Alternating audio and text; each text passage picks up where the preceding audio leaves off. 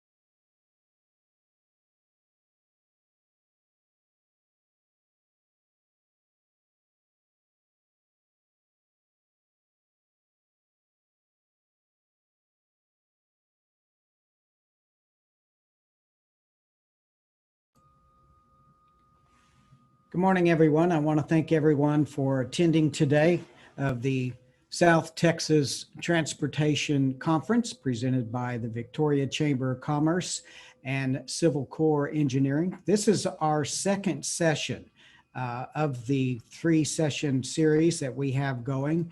The third series will be at the same time on this coming Tuesday. And we want everybody to know that we'll be sending out more login information as we go along. It will be a different login. Today's program and subject is the Texas Central High-Speed Railway, and of course, what COVID impacts has had to this project. And we'll have our speaker introduced here momentarily. We want to thank all of our sponsors, all of our participants and panelists who are here with us today. And we do have some opening remarks from via video from Congressman Michael Cloud, who is our congressman in the 27th Congressional District here in Texas. Although Michael was born in Baton Rouge, Louisiana, he is a good friend and a good worker for us here in South Texas. So we will now go to Congressman Cloud's opening comments. Good morning. I'm honored to be invited to speak again at this year's South Texas Transportation Conference. Thank you very much for the invitation. Obviously, this year's conference is different with all of us meeting virtually. I hope that we can all meet together in person soon, and I do hope that you and your family are doing well in spite of everything that we've had to face in our communities this year. In the meantime, one fact does remain true. Our district's economy is diverse. We have agriculture, energy, petrochemicals, and manufacturing. All of these industries require a robust transportation network to get products to market. The people of our part of Texas depend on the jobs and economic growth that the transportation infrastructure supports. I've met with so many of you and others in the transportation sector to talk about projects across our district. We do have a lot to be proud of, like the 6 ports in the Texas 27th District, Our ports serve as a lifeblood to the nation's industries, and as a member of the Congressional Ports Caucus, I'm working to expedite port development projects throughout the district and the waterways that serve them. And great things are happening. The Port of Corpus Christi recently became the leading energy exporting port in the United States. My office was able to get congressional authorization on an Army Corps feasibility study to raise the levees at the Port of Victoria. Additionally, we were able to get authorization on a deepening and widening project for the Matagorda Ship Channel. Another critically important project is I-69. The completion of I-69 across our district will not only connect our communities to one another and to other parts of Texas and the nation, but it will improve the safety of our roadways. I'm committed to giving Texas more flexibility over how it spends its freight funding in order to push this project forward. In closing, strong transportation infrastructure is vital to supporting the jobs and economic growth and helping our district bounce back from natural disasters like Hurricane Harvey. Ultimately, a robust transportation infrastructure helps drive investment to our region. Thanks again. Thank you for all the work that you do to move transportation forward in our district. God bless. Well, thank you, Congressman Cloud.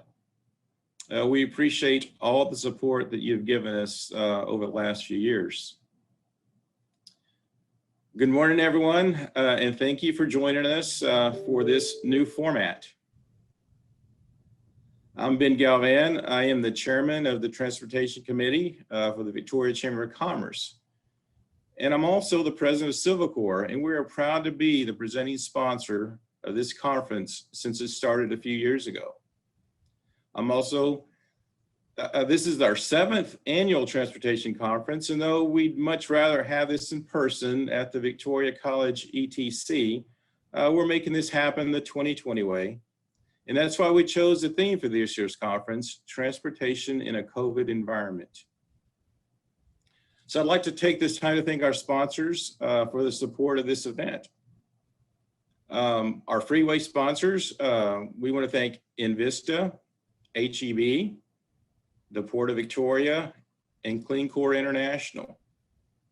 Our rail sponsors, we want to say thanks to Stantec, Rexco, BGE, Civil Tech, Volkert, Hunter Industries, and Wells Fargo Advisors.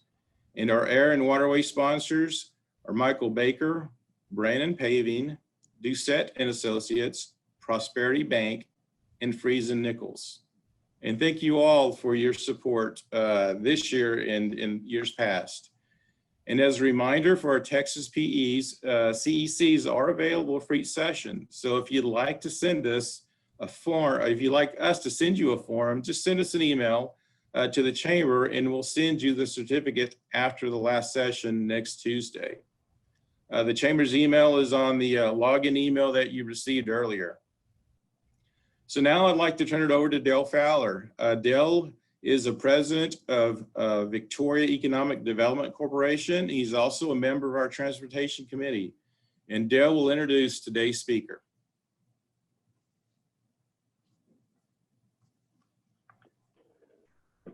Well, thank you, Ben, and thanks everyone for being here on this webinar.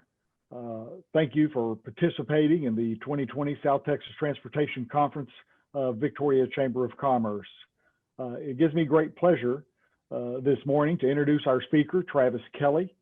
Travis is the Vice President of Stakeholder Engagement for Texas Central. Travis is a native of Waxahachie, Texas, a graduate of Baylor University.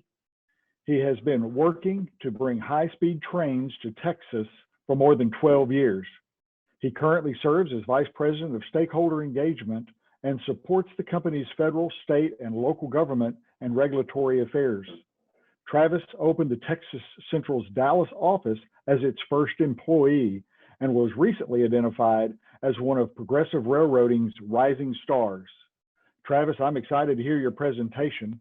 I've had the privilege on 3 different occasions to ride the Shinkansen in Japan, and it's a marvelous way to travel, and I look forward to being able to do that in Texas.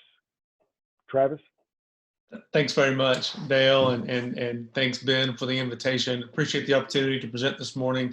When you said, Dale, you had the opportunity 3 times, I was afraid you were going to say to hear me speak 3 times, and I wouldn't wish that on anybody. But I was glad to hear you gotten to ride the train in Japan. We've always said that's the most expensive but the most effective way to get the word out about how transformational this technology truly is. But unfortunately, presentations by Zoom is much more cost effective. So here we are. So with that, I will share my screen here because everyone loves a slide deck in the morning. And what I thought I'd do is, this project has been around. I've been working on it for a little over 9 years, and so most everybody has some level of familiarity with the project, but I won't take that. I won't assume that. So what I'll do is I think just run through a quick overview of what the project is and where we are and where we're going, and then leave plenty of time for questions at the end. And so with that. What we are doing here is bringing the Tokaido Shinkansen system, the entire system. It was first introduced in Japan in 1964 in time for the Olympic Games. It really introduced the concept of high-speed passenger travel at that time to the world, and it's been evolved and advanced and modified over those many years, 55 plus years. Without a single accident during operation. They've really made operating a train, a high-speed train, as close to an exact science as you can get. So in bringing that system to Texas, connecting Houston and Dallas with a stop in the midpoint in the Brazos Valley, the goal is to bring the safety of that system, the speed of the system. It's going to run at 186 miles an hour on day one. That will allow us to make that trip between Dallas and Houston in less than 90 minutes, and that includes a stop at the midpoint station. Right now, about half of the trains will stop at the midpoint, about half will not. So it's even faster, of course, when you don't stop in the middle. And it's also very, very reliable. Part of the downside of the current options available to those making the trip today is if you're able to leave your house in your car on time or leave the airport, take off on time, which is not a given, you don't know exactly when you're going to get there. It's rare to have a day on I-45 without traffic, either due to construction, inclement weather, an accident, and there's really no relief route on the majority of I-45 between Dallas and Houston, which is the second deadliest stretch of highway in the country, and so it makes that trip really unreliable. And so if you're trying to make a day trip from Houston to Dallas for some meetings in Dallas, and everything goes exactly as you hope it will, you've spent at least 7 hours in the car, and you've not had your meeting yet. So it really makes a one-day trip pretty tough. And what this train will do is you'll leave on time, you'll arrive on time, and the travel experience will be head and shoulders better than any other way to get between the two cities. And I'll describe that here a little bit more. So this is the train set running in Japan. It doesn't glitch quite as much in person. It runs really smoothly in person. Apologies for the technology here, but you'll see this is a 16-car train set that they run in Japan. We're going to have and these train sets hold about 1,600 people.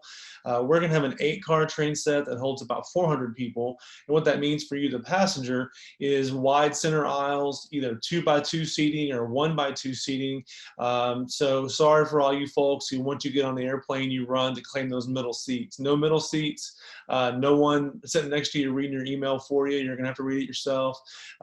So it's really just, again, a much better experience than you currently have available to you. This is in Far East Texas here. You'll see with Mount Fuji in the background. It gets going really fast, even within the station area, within the stations itself. It's one of, if not the lightest train set in the world, and it's also the widest train set. So inside, you're talking 11 feet wide inside for the passenger area, which leaves room for those wide seats and the wide center aisle that I mentioned before. So again, for those not familiar with Texas, this is Houston and Dallas. And North Texas. I'll spare you the suspense here and go ahead and show you Bryan College Station there. So to get started on this project, we had to do a lot more than just look up on Wikipedia how many people lived in Houston, how many people lived in Dallas, and make our case. We've spent a whole lot of money and a whole lot of time working to get this exactly right. And what that meant for us is looking at why these trips are being made and who's traveling. If I know that Ben travels from Houston to North Texas 5 times a year, that's great to know, but it doesn't do me a whole lot of good unless I know why he traveled and when he traveled. If he's traveling on his own and he's going to, maybe he's going from Houston to Dallas because he wants to go see the new Dallas Museum of Art exhibit. He's probably pretty flexible on time, so he's pretty flexible on price, but he wants to get a good deal. So what he's willing to pay is probably a little bit less than if he had to make it to a quickly called meeting the next morning. He's probably willing to pay a little bit more because he's got to get on that 9 a.m. train. So it's really important for us to know why trips are being made, where they start and where they end. For example, if a trip starts in New Orleans and ends in Oklahoma City, yeah, you probably spend some time on I-45, but you're probably not going to be a high-speed train passenger. So we discount that or take that out of our count. So what we found is that there are about 16 million trips a year being made today. Of those 16 million trips, about 1 million are made by air, are made in an airplane. And while we expect a lot of the business travelers to select, to choose to travel by train versus airplane once this service is available, that's the kind of the low-hanging fruit in this market. What we're designing a system around, what we're really working to make sure we get exactly right, is how to capture those travelers who are currently either taking the trip by automobile, which is most of those other 15 million trips a year, or those who just aren't making the trip at all because it's too much of a hassle. They can't make a day trip, and the time away from home or the added cost of a hotel on the other end makes the trip just not worth it. So there's a lot of pent up demand for a better, more efficient way to get between the two cities, and that's what this train will make possible. We've surveyed about 80%, or we surveyed a lot of the folks who are making that trip today, and the vast majority said, of course, they would consider riding a train because I'm tired of squeezing my steering wheel as I drive through rain and Dodge orange cones and all that between Dallas and Houston. So again, I'll bury the suspense here and build this slide out for you. We've put together a pretty incredible team over the years to deliver this project, and I'll go through this rather quickly and happy to discuss more in Q&A after, of course. At the top, Texas Central, we are a private company.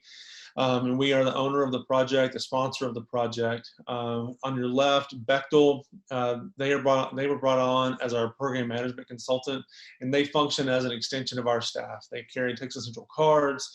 A lot of the folks on the project for Bechtel were working abroad, many of them in the UK, working on passenger rail projects for the last decade or more.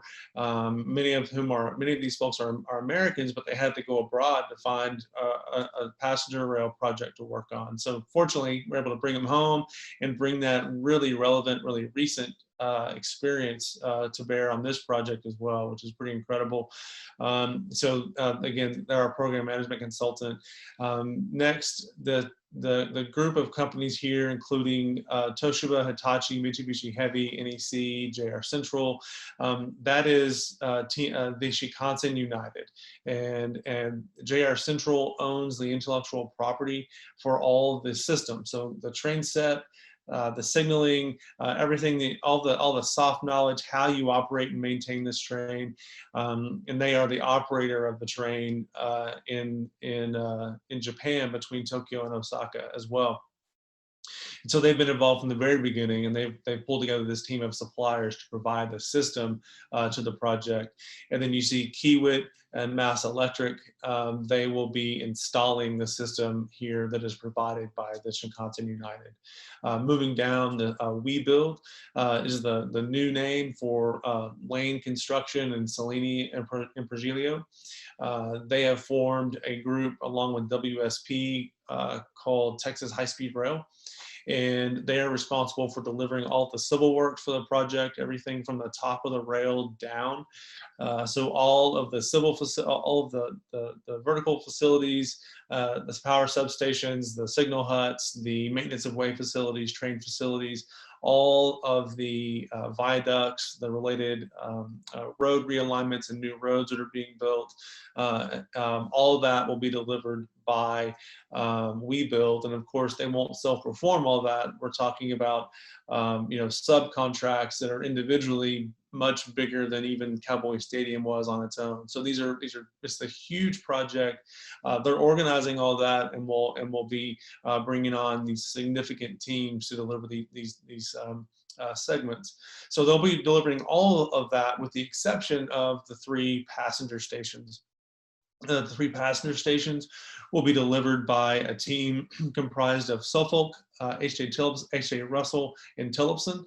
They'll be delivering all 3 stations in Dallas, Houston, and in Brazos Valley. And then in the bottom right-hand corner, our operating partner, Renfe, and infrastructure maintainer, Adif. They function in Spain as 2 separate companies. Here, they're under the umbrella of Renfe, and they've got 8 or 10 folks full-time based in Texas now working on the project. Really importantly for their role as operating partner, they have a lot of relevant experience in both high-speed rail operations and commuter and regional train operations. But really importantly, they know how to design a system, everything that's customer facing, that will allow that system to compete very effectively with a well-established road network, and which of course Texas has. And so how do you design a system from scratch that will really appeal to those folks who would otherwise be traveling by car or not traveling at all? They're really good at that. They've got experience doing that, and they're bringing that experience to this project as well, which has really benefited the project. On the top right, you have Citibank and MUFG, who are our financial advisors leading our engagement with the global financial community. So obviously lots of really relevant experience there as well. I mentioned this is an incredibly large project. The civil cost alone is in excess of $20 billion. I won't read to you the stats there, but it's incredible that this picture on the right is an exact replica of what the Dallas station will absolutely not look like. We developed this for the purpose of the environmental assessment to look at the footprint of the station and the supporting parking facilities, but it's kind of cool to look at. And again, just an enormous project, starting construction on all the segments really at once. And so it's a 240-mile long construction site, which is a feat in and of itself. We're going to require a great number of jobs to deliver this project. During peak construction, more than 17,000 jobs per year, which is just incredible. And a lot of these are the trades that you see listed below that exist out there. But some of the jobs are specific in particular to this project, and so we have a pretty robust training effort being planned for as well to make sure that those jobs are filled by really skilled folks. And likewise with the jobs that will be created once the train is operational, the railroad itself will employ 1,500 people across the system. And many of these jobs are very specific to the technology and how you maintain and operate it. And so a lot of training will take place in advance of that as well. So, we talk a lot about how transformational this project is going to be, how good it's going to be, not just for the city where the stations are, but the state, as it generates a lot of tax revenue and really creates a mega region between the 4th and 6th largest regions in the country, making it really one more powerful region, bringing those together. But of course, this project requires a great deal of land that does not belong to us. And we understand that, and it's the most difficult, most sensitive part of the project, and quite frankly, it should be. We have a very effective land option purchase program in place right now, where we work directly with impacted landowners on, what the planned facility would look like on their property, understanding the landowner's current and intended future use of their property, and understanding what modifications, if any, might be able to be made to the high-speed rail facility to either make it more conducive to their current use or future use of the property. And we also have, the option in many cases, we've been able to offer to purchase an entire property where we only need a portion of it if that was preferred by the landowner. So if you've got a 50-acre farm and we're gonna, the line will be built through that 50-acre farm in such a way where it might separate the barn from the tank or from the home from the barn, for example, we may, and so it would fundamentally change the use of that land. In many cases, we've been able to offer to purchase the entire 50 acres instead of just the width of the right-of-way that we need. And where that's in the best interest of the landowner and their determination, they will elect to sell us the entire parcel, or they may say, just buy what you need and we'll sell the remainder to our neighbors. But we got some flexibility as a private company doing this that maybe a public entity may not have.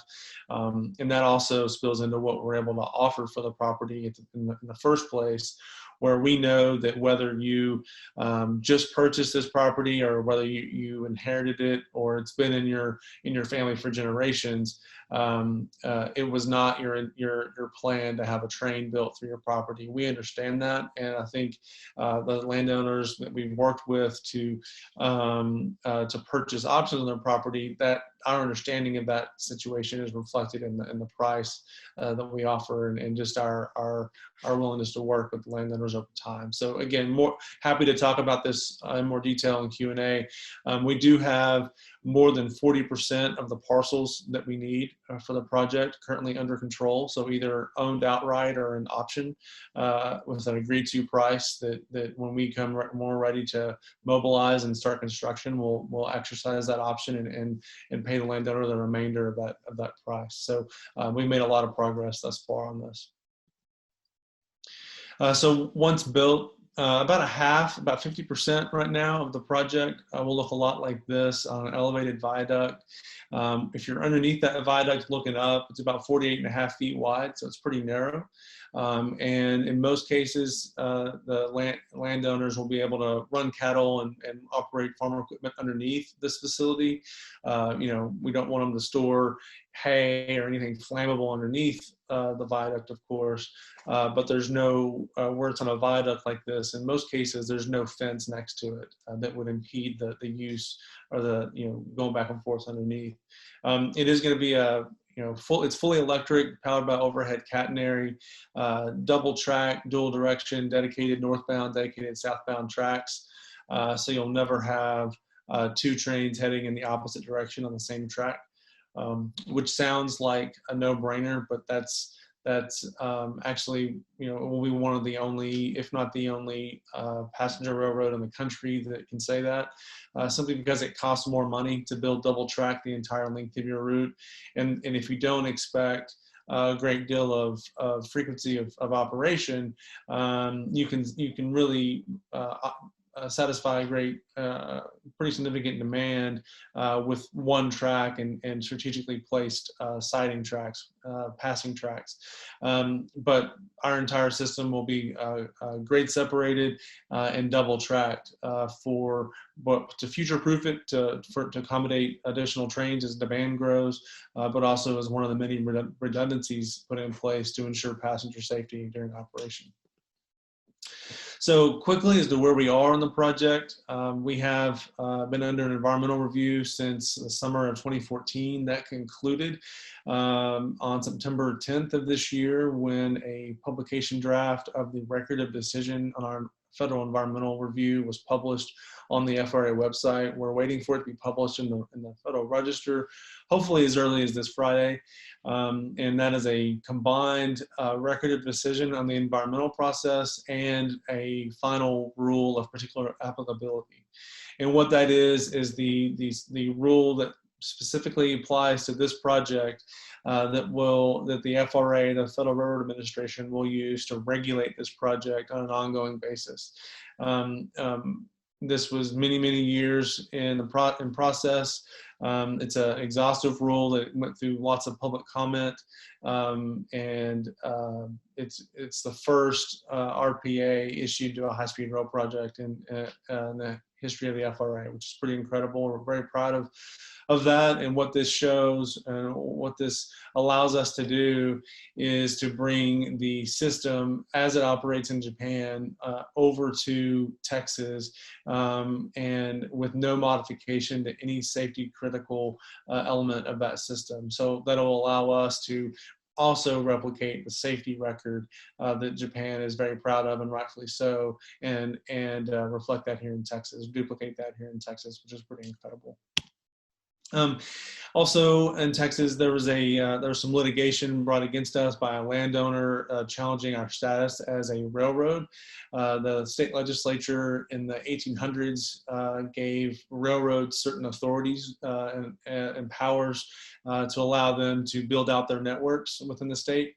One of those was the power to survey, to look at potential new routes, and the other was, of course, to acquire property through condemnation. And state appellate court out of Corpus Christi ruled in May. They upheld our status as a railroad. Two of our entities were a party to that lawsuit, and upheld our status as both a railway and an interurban electric railroad, which are two separate places where those two powers are held in state statute. So that was an important win for the project. That's still it's still active. It's being appealed by that landowner to the state Supreme Court. So we're watching that closely, but there's no injunction in place. So today we are still a railroad. Also, the Surface Transportation Board, which is a federal board that regulates a number of issues related to Class 1 railroads, well, all railroads really, asserted jurisdiction over the project, which was a big win for the project because it provided a lot of regulatory certainty. It's something that we had requested the board to do, and they declined in 2016 or denied to take jurisdiction, and they determined earlier this year to assert jurisdiction over the project. So our next step with them is to submit a full application that will ultimately result in our license to construct and operate. So that was a big win for the project as well. Once built, for the first 25 years or so, including construction, the project's going to have a pretty incredible economic impact on the state. I'm not here asking you to vote for a bond or to ask your elected official to send us appropriations. That's not what this is. But what this is one of, if not the single largest project in the history of the state. And so it's going to have a tremendous economic impact across the state. Looking at the note on the right regarding first responders, we have a requirement according to federal statute to have plans in place and procedures in place that would anticipate any number of different things happening either on board the train or to the train. Many of those plans and processes require emergency equipment, specialized equipment, and specialized training, as well as coordination among the various volunteer and professional firefighter and other first responders along the route. And that all happens on our nickel. And those resources and that training are all there within the county, ready to go, whether or not there's any kind of incident involving the train that requires it. So there's a lot of net benefit for the counties, not just in tax revenue, but also in regards to additional training and equipment for first responders. A lot of organizations across the state, and this is only a portion of them, have been incredibly supportive of the project, especially in Austin. And frankly, the project is better as a result of the input of these groups. And we're very grateful for their active participation in making the project better and advocating for us and with us, alongside us, in Austin and in DC and wherever else. So with that, the shameless plug here. I would encourage you, if you have not already done so, to text the word train to 52886. We don't collect your blood type or anything else and sell it. We give it away. No, we don't do anything with your information. We do keep you up to date on major project announcements, and we use our social media channels to give folks who have been following along with the project, keep them up to speed on the project. So we certainly encourage you to engage with us there. And with that, I will happily take any questions that the group may have. Okay, So Travis. Yeah. We do have questions, and our participants are encouraged to use the Q&A option at the bottom of the screen so that you can ask the question. I do have some questions. We may need a little further explanation, but you might know what it is. Will segments of the project be built by using PPP? So we get this question a lot in a public-private partnership, and the answer is no. In most P3s that I'm familiar with, the infrastructure remains publicly owned, or there's some public interest in the project. The infrastructure here is and will remain privately owned, privately sponsored. So we're bearing the risk, the ridership risk, and all the rest of it. And we have. We've said all along that we want to be treated just like everybody else as it relates to public, the availability of some federal loan programs, for example, that were set up and funded by Congress with the intent to get private groups, private entities to become involved in building major infrastructure projects. So I'm talking about funds like RIF, for example, where we continue to assess programs like RIF, and if they meet the needs of the project, we may consider pursuing those. But there cannot, by law, be any state contribution to the project, and we wouldn't seek that anyway. So no, not delivered by P3 at all. Okay, we have another question. After funding is secured, what are the biggest challenges you will be facing?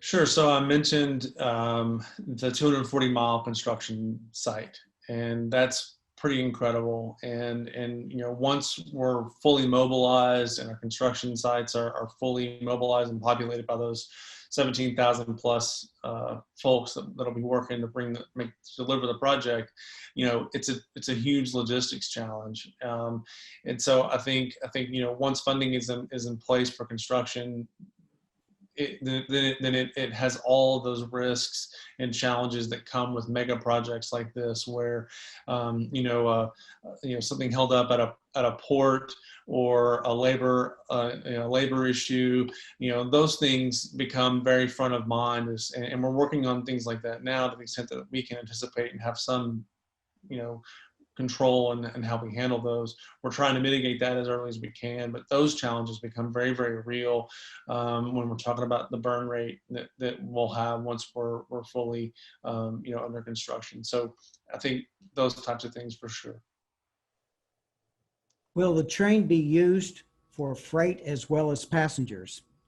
It will not. It will not. So the model is, passenger demand between Dallas and Houston, and that's the market. There are some. I get asked a lot about high value, low weight freight, parcel delivery, and the like. We are copying and pasting as close as possible the system as it operates in Japan and has operated safely for decades in Japan to Texas. And there's no they don't do that. That there's not a freight component to the high-speed service in Japan, and our financial model and the way we're building the system doesn't contemplate that. So no.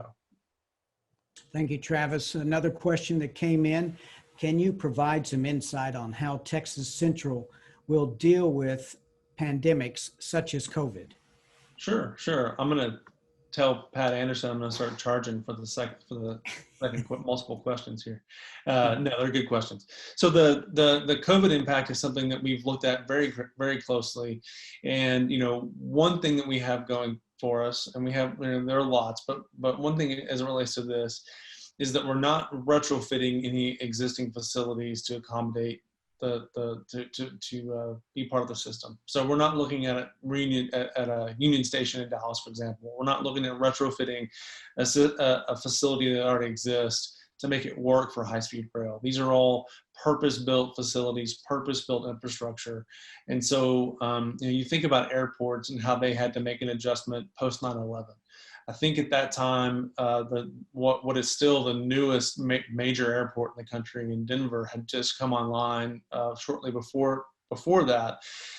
So you've since had major terminal refurbishment and new terminals built throughout the country that have been built post 9/11 security scenarios. But a lot of the airports were faced with doing construction and retrofitting their existing terminals to comply with the new TSA environment that was created. So as it relates to COVID and how we look at how people are going to interact and how pedestrian flow will work, we can build our station mindful of that and build in that capability. Also, just the simple fact of how the trains, how you queue up today in an existing train station. If our trains were operating today, you'd have 400 seat capacity, not queuing up and waiting at one door for an hour for someone to say, well, now it's time to line up and here's your one door to get in. Instead, you have 8 doors to get in, and which is an entirely different proposition from 170 people queuing up in a relatively small area, sitting on the floor, charging their phones, and waiting to all go through a single door and then walking by everyone else. This is a whole different situation, much more conducive to maintaining that separation between passengers, among passengers. So I think we're starting in a good place where the mode is already pretty conducive to this type of behavior that we're looking at. Folks probably continue to be a little cautious and wary, but there are also additional things that we can do as we continue to design the station itself and the system and the service itself, mindful of the new normal, as we are all tired of describing it. Follow-up question to that, Travis. How has COVID impacted the high-speed rail in Japan? They've had, COVID hasn't hit Japan quite as hard as it has, for example, China or some other countries. There has been there have been some shutdowns, and so just like here, where travel was cut significantly, there's been a significant drop in passenger travel in Japan, especially on the Shinkansen. Not as many people, traveling on national holidays, for example, where you'd normally see packed trains and packed train stations. So there has been a significant impact on the passenger demand, passenger travel, including on the Shinkansen. But there's, fully anticipate that bouncing back as soon as, everything gets moving again. Thank you. One question: if the courts disallow eminent domain authority, will there be any way for the project to be completed? We've said all along that we would only use eminent domain as a last resort, and we're very confident in our position legally. I mentioned it's still pending before the Supreme Court, so I won't go into too much detail on that. But we're very confident that, especially in the way that the appellate court decision was written, that the law was not drafted in such a way that would preclude any new railroads to be developed. And unfortunately, we know just by observing highway projects and other transit projects going across the state, much less transmission lines and power lines and pipelines, that delivering a project, especially across this many miles, you're going to run into somebody who, whether they see the process through or using it for leverage or negotiation, that process is comes into play. But we're very confident in the outcome of this, in our position in the law. Okay, one more question for you, and we do have a few coming your way, Travis. Sure. When do you expect the construction to actually begin? We next year is the plan, and hopefully in the first half of next year. When we talk about construction starting, we've got a lot of engineering to do, a lot of design work to do, a lot of geotechnical work to do, which will inform that engineering and design.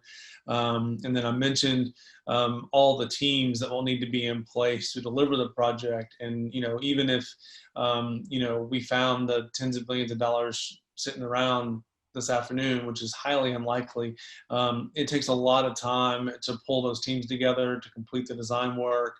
So we've got a lot of work to do before we start turning on yellow machines, but we would certainly hope to do that next year. Another question for you. Have any estimates been made for the cost of a trip from Houston to Dallas, considering adjustments for peak and off-peak travel demands? Sure.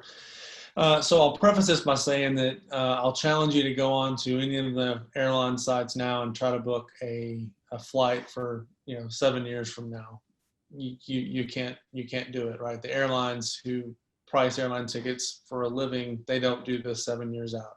And that's what we're talking about. We start construction next year. We're talking about a 7-year construction process. So that being said, I mentioned the low-hanging fruit with the business traveler. Right now, if you're a business traveler, you're probably booking your flights within 14 days. And so you're probably paying pretty close, well, at least before the pandemic, you would pay at or above $500 for a round trip, even on a discount carrier. And we would expect those trips on the train that are booked last minute, that are in first class, where there's high demand, to approach those prices. But again, we know that most of our ridership is going to come from automobile traffic, automobile rider users. So we've got to be priced to compete with the perceived price of travel by car. And most folks don't calculate, they don't take the IRS reimbursement rate times 240 times a round trip and then cost compare that way. No, they look at it as, it's probably a couple of tanks there, a couple of tanks back. I've got to, stop at Buc-ee's twice. So it's going to be about $150, whatever math they come out to, depending on what they're driving and how conservative they are with their estimates. So we know that we've got to compete on price to get those folks to choose to travel by train, because we know we're going to win on travel time. We know we're going to win on travel experience. And we know we can win on price as well, because we'll have more seats going back and forth every day than all the airlines do combined. We'll have 68 one-way trips a day, which is pretty incredible. So we can look at tickets starting probably in double digits one way, and then you add on to that, we'll have probably some student fares and some other fare groups as we get going. But more on that will come as we continue looking at our ridership and do additional studies and surveys and develop the system out some more. All right. Another question. What is your anticipated earliest date for revenue service? Well, if we're able to start construction, the middle of next year, you're looking at 7 years from there, roughly, 6.5, 7 years of construction. So 2027, 2028. for revenue service to start. And that construction period that I'm talking about includes testing and commissioning. So you'll see trains running back and forth. We'll have a test track in the northern part of the alignment where you'll see trains running first, but eventually you'll see trains running up and down the track within that 7 years. But passenger service wouldn't start until all that testing and commissioning is complete. We've heard about Japan's high-speed rail. Where are other high-speed rail systems evaluated? Really globally, right? They're in most every major economy except for ours and Canada. So every country in Europe, for the most part, has something akin to high-speed rail. The closest thing we have in this country, of course, is the Acela between DC and Boston. And, that's a classic example of you get what you pay for. The infrastructure has been neglected for decades. The train sets were kind of just, designed by committee. They're very, very heavy. So they're loud, hard on the infrastructure, don't go very fast relative to their peers globally. But the trains are full, and Amtrak can charge pretty much whatever they want because the service is so much better than driving or flying. And so, when I'm paying, I don't ride the Acela because I can't afford it. It's really expensive because even with all those deficiencies, the service is so much better than the alternative. But globally, there are other city pairs that we look at. You look at Paris-Lyon, for example, which is a similar distance. And one thing that is remarkable about the Dallas-Houston city pair is that, unlike, for example, a Chicago-St. Louis, where you have a lot of demand to get to Chicago, but the demand to St. Louis is not as strong, so you end up running some empty trains back. Sorry to all those folks in St. Louis.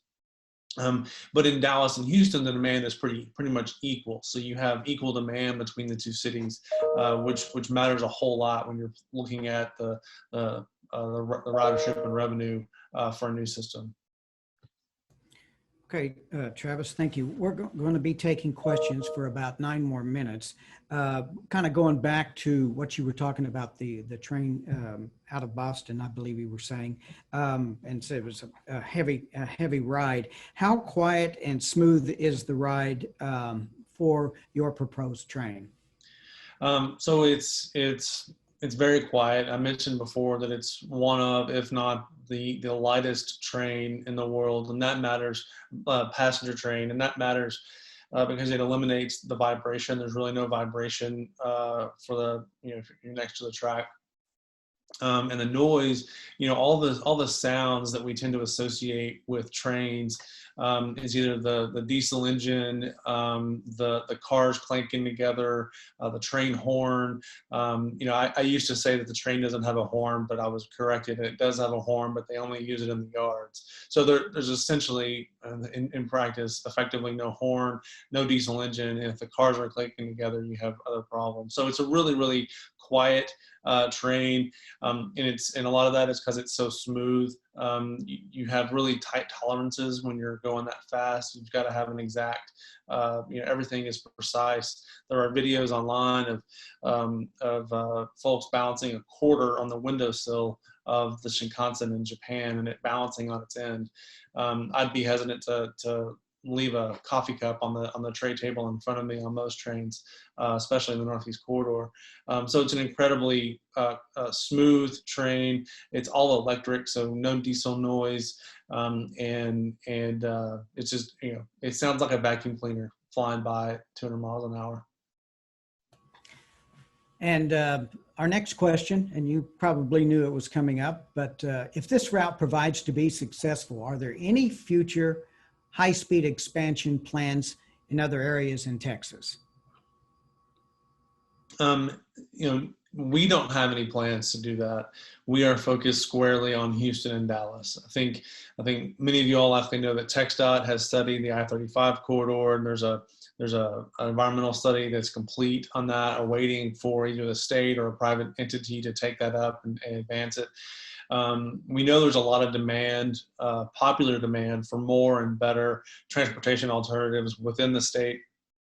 Folks are just tired of sitting behind the wheel, and they see their friends and family, who work or live or travel abroad or other parts of the country where there is effective train travel, and you come back envious and curious, why don't we have it? And so I'm really confident that as soon as our system is up and running between Houston and Dallas, and you don't have to go to Japan or Italy or France to ride a high-speed train. You have to go, to Houston or Dallas or Grimes County to ride it. They'll come home even more motivated to bring something like that system to their own community. So I don't think you'll have to wait as long for the second system in Texas as you had to wait for the first one. But we are focused squarely on delivering this really, really big project. Will the rail be elevated at grade or both as you go along? At both. So it's entirely grade separated. So you'll never see, you'll never have to stop at an intersection, have a crossing arm come down and watch a high-speed train fly by. You wouldn't have to wait very long if that were the case, but it won't be the case. It's entirely grade separated. And about half of the system right now is built on a viaduct. So it's elevated. A lot of that in the urban area is to avoid intersections with existing roads and railways. And in the rural areas, a lot of it where it's elevated is because of wetlands impacts and to avoid adversely impacting those areas. Yeah, so about half of it is on a viaduct and the rest is at grade. There are no tunnels at all in the system, which is really good too. Assuming that land acquisition and funding are accomplished, what does your construction timeline look like? So that's, we would hope to give notice to proceed to our contractors, next year, and that would give them the green light to do significant additional geotechnical work, advance the design of all the civil works, including the stations. And start putting together the teams that will deliver the system. It'll start building, and so that would be the timeline. And then you're talking 6.5, 7 years of construction once we issue notice to proceed, including all that design work and teaming and the like. You had mentioned design. Is your design process proceeding right now? Right now, we're working on finalizing the contracts with our major contractors. So all the entities that were listed on that slide, the Shinkansen United, We Build, Renfe, Adif, and the stations contractor. We're working on concluding those contracts in anticipation of mobilization. And at that time, they will resume the design work on the system and on their relevant parts of the project. Many small companies have experienced with commuter rail, light rail, and transit, but may not have direct high-speed experience. How can these companies best contribute to this program? Sure. So, the fact is there is no high-speed rail industry in the state, and this project will create an opportunity for small businesses and large businesses alike to develop that expertise, but with small businesses to build that capacity, not just to execute on this project, but to be, really well prepared, well positioned to execute on the second, third, and fourth project that follow. And so our board adopted a business workforce opportunity policy last spring. Has two components. One is has a participation requirement for minority, women, and other historically disadvantaged business enterprises, including veteran and rural-owned businesses across the 240 miles, and that applies to all of our contractors and subcontractors. And so that program is very robust, and all of our contractors have committed to enforcing that as well. The other part of the policy has to do with workforce development, and so this is a heavy lift. This is a big project. We even if we wanted to, we don't have the luxury of just just going to of not developing a workforce. We've got to develop a workforce to deliver the project, and not just for the trades that are out there, the welding and logistics and so forth, but those trades that don't exist, that are specialized and specific to the high-speed train.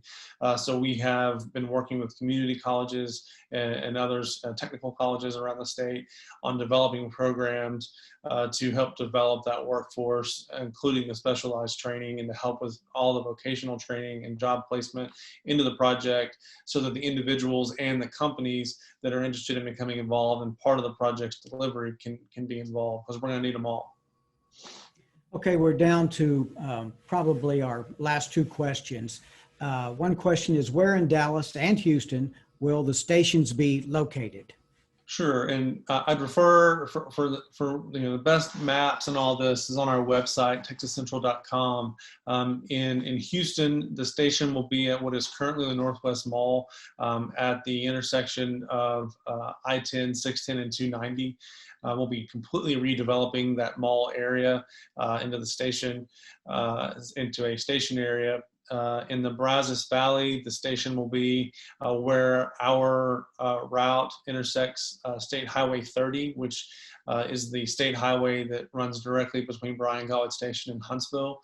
So we're close to those cities, as well as Madisonville and all of Grimes County, Anderson and Navasota, all right there. And then in Dallas, the station will be just south of I-30, across I-30 from the Dallas Convention Center. There's about 60 acres. It's been undeveloped for decades. That will be the home of the new Dallas high-speed rail station. And our last question, Travis, we want to be respectful of everybody's time as well as yours. Will you be hiring a construction management team, or is that covered by the participating firms? That's largely covered by the participating firms. So the WeBuild consortium of Lane Construction and Cellini and Progilio are delivering the project, and will be managing them in a sense. So that's largely provided by the existing design of the team.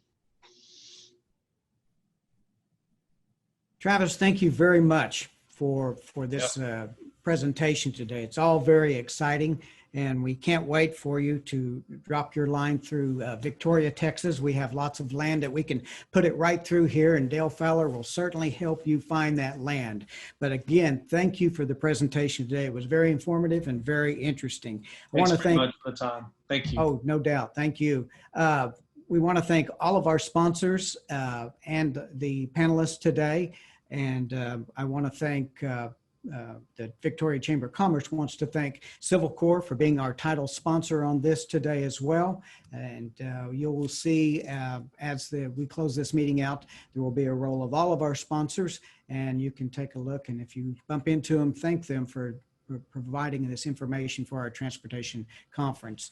On Tuesday, October 27th, we will conclude our third and final session, and it will be with SkyWest and the impact of COVID on the airline industries, current and future. We will have two representatives from SkyWest and opening remarks from Victoria Mayor Raleigh McCoy. Again, I want to thank everybody for participating. New logins, different logins that you got today will be sent out to all that participated here today. We'll have a new login for our Zoom meeting for October 27th. Thank you, and everybody have a good week.